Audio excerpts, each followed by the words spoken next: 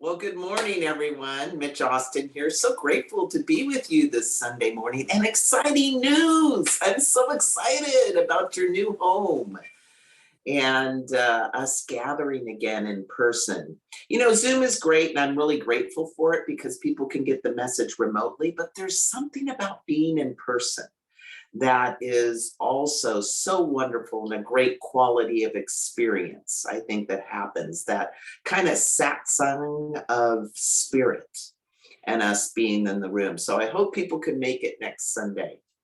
I'll be there. So it's going to be exciting. I can't wait. So today's message, the title is How to Play the Change Game. And I want to take a lighthearted yet somewhat serious view of change.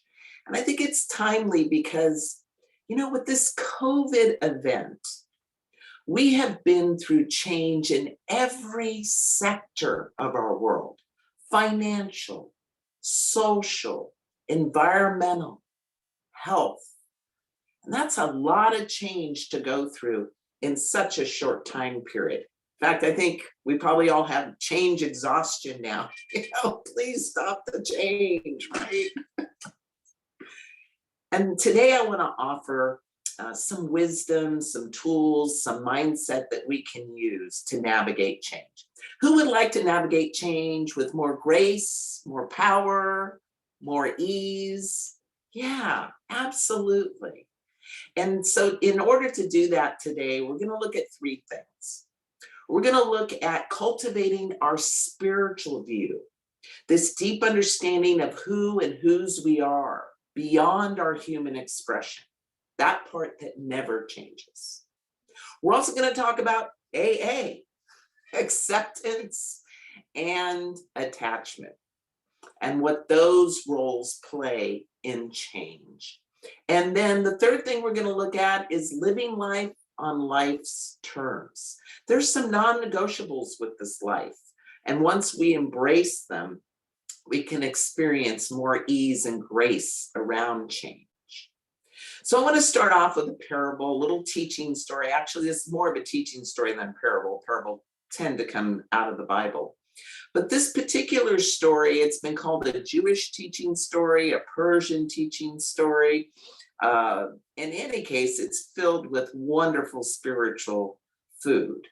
And I call this story the story of the discontented sultan. And in this story, there many years ago was a young sultan who ruled a tract of the shores near the Red Sea. And each time he had a burst of prosperity, his spirit soared to lofty altitudes. He was filled with pride and self-importance. Yet during times of adversity, he always fell to the depths of discouragement, and nobody ever knew where his temper was going to be. So the Sultan, he was frustrated by the complications that would come into his life and these wild swings of temperament. And he wasn't sure how to pinpoint the problem or how to remedy it. But one day, news came to the Sultan of a ruler that was nearby, and this ruler had boundless wisdom. The name of this ruler was King Solomon of Judea. Accounts of Solomon's bewildering wisdom made the Sultan eager to seek his counsel. So he traveled to Jerusalem and was granted an audience with the king. He explained his erratic nature and provided Solomon with some samples of his oscillating moods. King Solomon listened. Then he said, "Return to me in 1 month's time, and I'll be able to help you." The Sultan went back to his palace feeling elated and proud and immortal. After the prescribed duration of time had passed, he returned to Jerusalem to enter King Solomon's court. The king handed him a small box and told him to open it. Inside the box was a ring with the Hebrew phrase etched on it, Gam Ze Yavor. This too shall pass. This proverb will serve as a constant reminder that all material conditions, positive or negative, are temporary.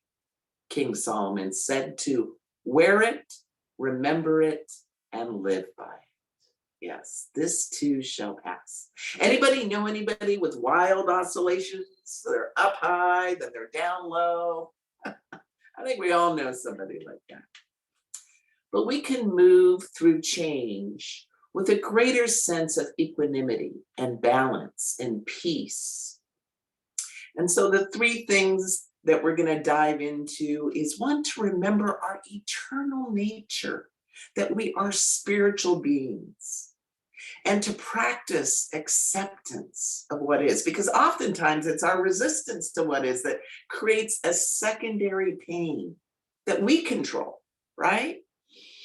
And then the third thing is to live life on life's terms, so we can experience a peace that surpasses understanding. So first, I want to dig into the spiritual law that's behind change. It's the law of perpetual transmutation of energy. And that just says basically that everything's in flux, right? Everything's kind of coming and going. You know, science knows this when they look at the smallest particle of a material called a quark. And a quark is more like an idea. It's kind of here, it's kind of not here. It's kind of a wave, then it's a particle. It's in two places at once. It's this flux of being that's coming in and out. And without this flux, we can't have change. And without change, we can't have life. I love this quote. It goes, life is a journey into the unknown, where the only constant is change. So change and life are wedded. You know, just imagine, you came into the world and you were a baby and you never changed. It's always be that, right? So we know that life and change are necessary for our experience of it. So if I look up the definition of change, it's the act or instance of making or becoming different, which I think is pretty accurate. But from my perspective, I like to use this idea of change that I came up with, which is the process of loss and gain. The process of loss and gain, which means there's always something leaving when a change comes into effect, and always something going. And I thought to myself, well, is that really true, Mitch? And I thought, well, what if I get some money, right? And that's change. I get some influx of money. And then what if I get some more influx of money? That's gain. But then I realized, what's leaving? Lack, poverty. Our tendency in this equation is either to look at what we really like in the change and not what's leaving, or what we really don't like and not see what it is that's coming in. So we need to look at both ends of the equation. And sometimes it's things really drastic, like losing a job or getting laid off. That's loss. Or maybe we have an unwanted gain. Your adult child moves in with you. But what if you look at the other side of this equation with the job leaving? Now it's an opportunity to move to higher ground, to do something new and expansive, right? Or gaining your adult child and your house getting smaller and your food keeping eaten, right? But there's an opportunity there, right? To rebuild relationship and to connect in new ways. So when we look at change, there's also expected and unexpected change. Those are the two types. And they come in two flavors, unwanted and wanted change. And the most difficult to deal with is the unexpected and unwanted change. Who's been through some unexpected, unwanted change in the past year? Anybody? Yeah, that's tough. Me too. I've been through it.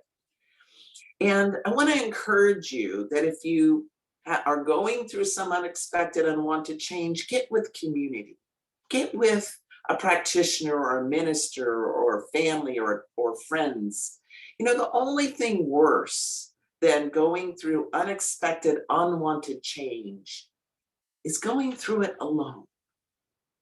I believe we can get through almost anything when we do it together, because we're always better together. So with change, there are three parts to change.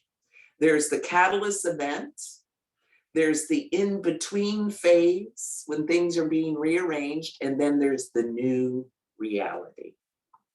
So that catalyst event could be loss, it could be an awareness, it could be a decision, it could be something that changed that you have no say in. It could be many things. And then we enter into the in-between phase where we're sorting it out, where things are dissolving. The reality we knew is dissolving. And we enter into this area I call like the desert lands. Who's ever been in the desert lands where there's no solid ground, everything kind of feels barren. They say in that time to chop wood and carry water. And I always say chop water and carry wood. I don't know why. I always have to think about it. I always get it backwards. But that is very fertile time in this stage of change. And then the last stage is the new reality, assimilating the new and walking in the new. Exemplifies this, we talk about this often, is the butterfly. There's a beautiful quote that says, what the caterpillar calls the end, the master calls the butterfly. And it's a wonderful metaphor for processing change because, you have this little caterpillar crawling along on the ground. It's what it knows. It's what's safe. It knows how to navigate and use its legs to get where it needs to go. And then one day it has a pull. It has a catalyst event, this pull of the divine, of nature, to do something new. And then it creates this little home called the cocoon, and it goes inside and it turns into goo. Has anyone ever been like spiritual goo? I have been, right? It dissolves into these imaginal cells. That's what they're called, imaginal cells. It's no longer a caterpillar, but it's not really anything specific. And this is a very powerful time in our change stage, because this is where all possibility is at its greatest opening to come into our life. This is where our visioning is so powerful. This is where using the power of our mind and intention to start to co-create with the divine and our own imaginal selves, right? With the spirit of the divine to call in what's going to be the new reality. This morning, I was looking at Facebook, and I'm not kidding you. This was the first thing that popped up on my Facebook. So I must share it. It is in the midst of change, we often discover wings we never knew we had.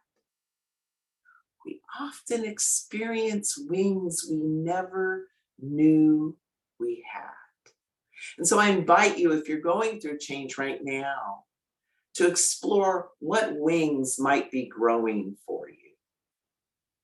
And then as we move in to the new reality, this butterfly starts to break out of the cocoon into the new reality, going, what do I do with these wings? Where do I go? How do I eat? It's a new adventure of being that we can embrace it as an adventure, leaving behind our attachments of crawling on the ground or whatever our old reality was.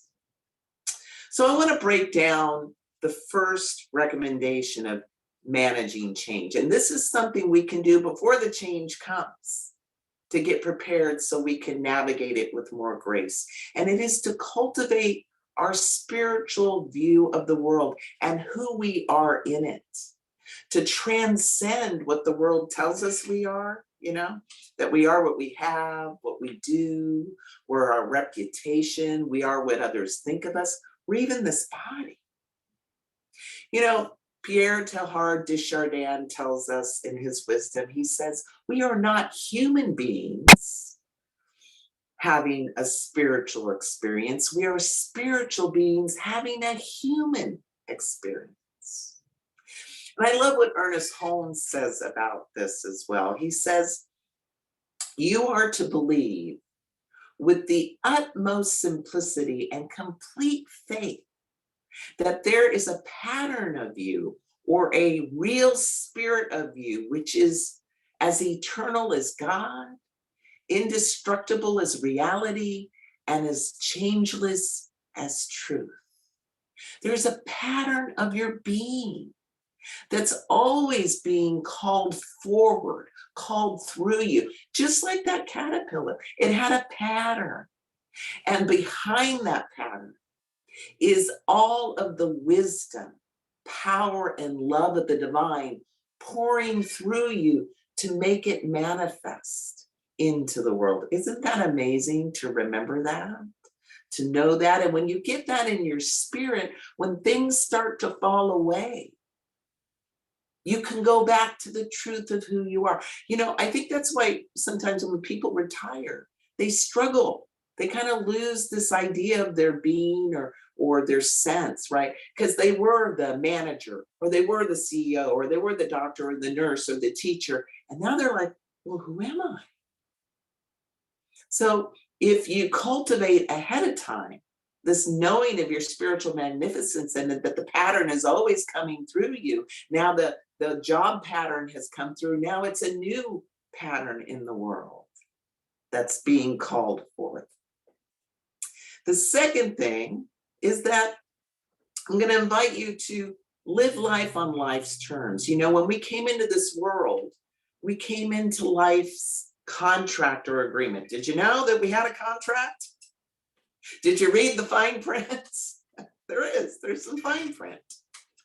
And I want to go over some of the fine print with you so that we can embrace it in a more graceful way rather than resist it. One of the fine print areas is that there's an ebb and a flow to all things in life. In fact, it's this pattern of ebb and flow that makes life possible. So when the abundance comes in the flow, know that it will ebb. Just like our energy builds in the morning and then at night it ebbs so that we can sleep, and then it flows so we can live. It's this rhythm of life. And we can celebrate it in all areas, because when the ebb happens, we know the flow's coming. And when the flow comes, we can celebrate it. And when the ebb comes again, we can know the flow's coming and take that point of view. The second thing is that fine print in our contract is everything goes back in the box. Everything. We either leave it or it leaves us. Everything, the home, the money, the pets, the family, all of it. And that gives a sense of preciousness to life. Because if it never ended, this human experience, we wouldn't embrace it with such reverence. You know, I love, there's a story from Jack Kornfield. We got any Jack Kornfield fans? Yeah, a few? Yeah, he's amazing. I was listening to one of his podcasts, and he was telling the story about a Buddhist monk that before he poured his tea in his teacup, he would see it as already broken. And then when he went to sip it, he could enjoy it's in its current form. And yet someday when it breaks, he will have already known it was broken and not experience that pain of loss so deeply. I just love that. And then the third thing is, the third fine print is, and this is pretty obvious, is you will have an experience of life. You will have an experience of life. But you get to decide what the meaning of that experience is. So life's not going to tell you, that's good, that's bad. It's not going to shit on you. You should feel grateful. You should feel sad.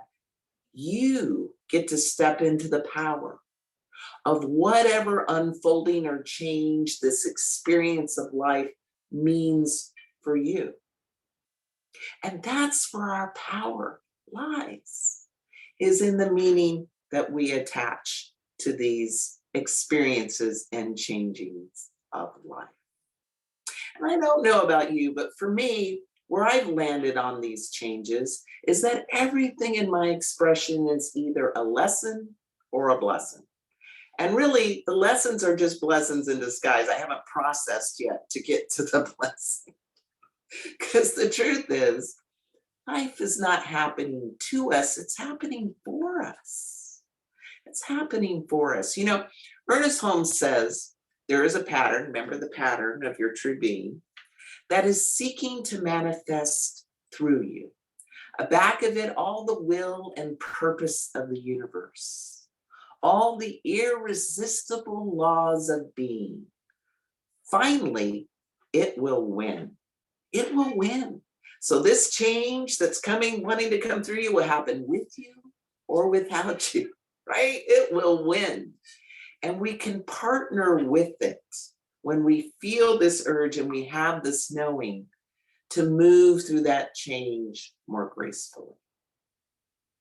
So earlier I said there are two types of change, expected and unexpected. And I love this quote because it really encapsulates the reasons we change. This is by Steve Atkinson. And he says, people change for two main reasons. Either their minds have been opened or their hearts have been broken. Yes? Can anyone relate to that? Yes. So here's what I want to do. Here's where you get to determine the change in this talk. I have two stories that exemplify this quote. Story number one, you get to vote. Story number one is about when I had an awareness that led to change. And this particular story is when I left a job knowing that I should speak and teach. And I was really scared to do it, but I got this awareness. So I could tell that story. That's story number one. Or I could tell the broken heart story and how the broken heart led to a major change in my life. And spoiler alert for those who don't know, I am a transgender man. And it was this broken heart experience that really helped me go on the journey of transitioning my gender. So who wants story number one? I gotta see everybody. Where's story number one? The open awareness. I got 1, 2, who else I got? 3, 4, 5. Okay. And 6. Okay, Bobby, I see you. Anyone? 7? Who else? Okay, I got 7 so far. Okay, 8? Who wants to hear the brokenhearted story? 1, 2. Well, you can't vote twice, Karen. Cheater, pumpkin eater. Okay. Here's what I'm gonna do. Because I had the same problem. Before. Okay. I'm gonna tell the awareness story of what happened, where I left my job and it led me on this path to do what I do. And here's what we're gonna do for time. If anyone wants to hear the second story after the service, we can all go in a room and I'll be happy to tell that second. We're good? All right. So you know how I said before that there's a pattern, there's a calling, there's a pull sometimes for us to do something, and then we ignore it sometimes. Anybody? I did. I knew it was time to leave my job. I didn't love it. I didn't like going to work. Work didn't like me and I didn't like where I was at, but I stayed because my mom liked my job. She liked my title. And she would always brag to her friends. And at that time I was presenting female. My daughter is the community services superintendent. Oh, she was telling everybody, so excited. And then one day she made her transition. And I didn't have that reason anymore to hang on to it. And then what did I do? Nothing. So Spirit turned up the volume, and 6 months later after her passing, I ended up in the hospital. I was septic, my organs were shutting down. I was super sick. They didn't know what to do with me. They put me in a room, they gave me a bunch of oxygen, and I had all these tubes and bags coming out of me. And I remember waking up the next morning. looking at the tubes, hurting from my head to my toe, wondering, how did I get here? How did I get here? And then I got answers. I got still. My job was killing me. This living out of integrity with the work I was doing and what I was being called to do. And then I thought, well, I can't quit. How am I going to pay my bills? And then I had another thought. A dead person can't pay bills. No. And then I realized one more realization, and that I can get the stuff back if the house leaves or whatever leaves, but I can't get back time.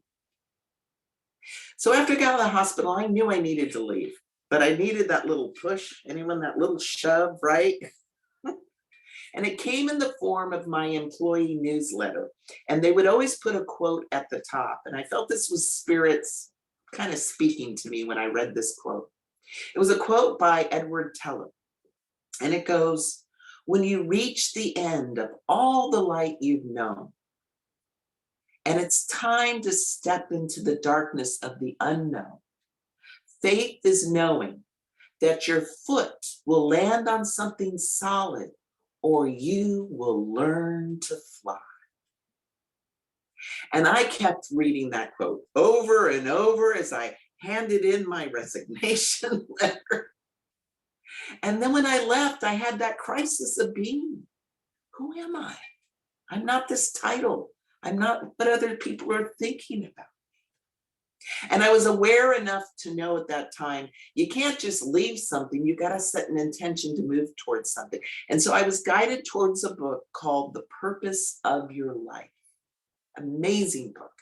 And as I read it, what I connected with deeply is that I loved speaking and teaching and helping people. And I had this revelation, it was great. And then I knew which way to go, and I had set this intention in spirit, which I didn't realize what I signed up for, because then Spirit put me on Spirit's potter's wheel.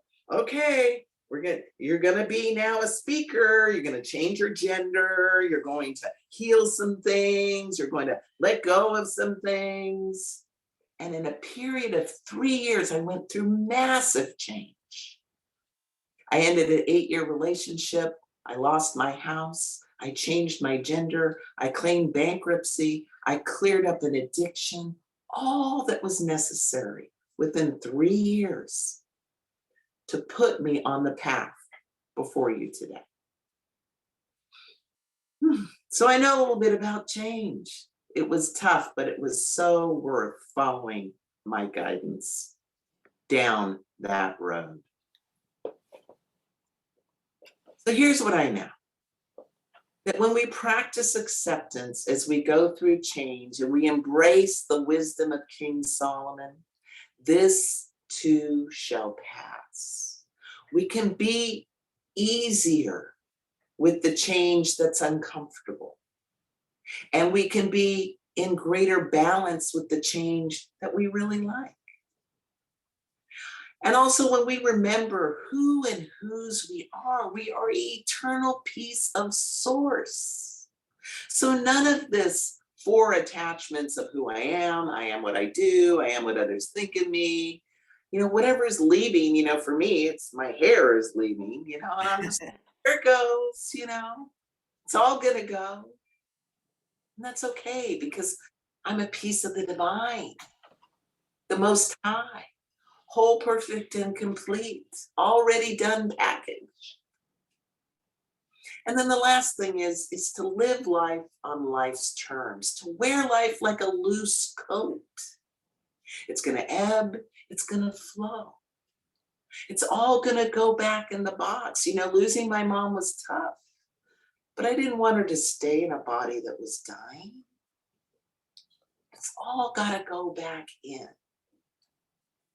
And we get to choose the meaning of these events, those unwanted, unexpected events. We get to pick the meaning, and therein lies our power. So I invite you to take these 3 bits of wisdom and begin to apply them in the areas of change that you may be experiencing or will experience in the future. And I would like to leave you with this little bit of wisdom from Rumi. He says, try not to resist the changes that come your way. Instead, let life live through you. And do not worry that your life is turning upside down. How do you know that the side you're used to is better than the one to come?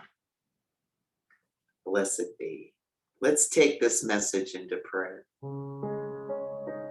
I know that there's only one power, one presence, one love, its wisdom, its grace is living through me and in me and as in each every person present here. That there is a pattern coming through into the world through each of us. Greater love, greater light, greater unfolding, greater expansion, greater healing of this world. And so give thanks for this time in community, this powerful time together, knowing it is already done perfectly, peacefully, gracefully in the one. And together we say,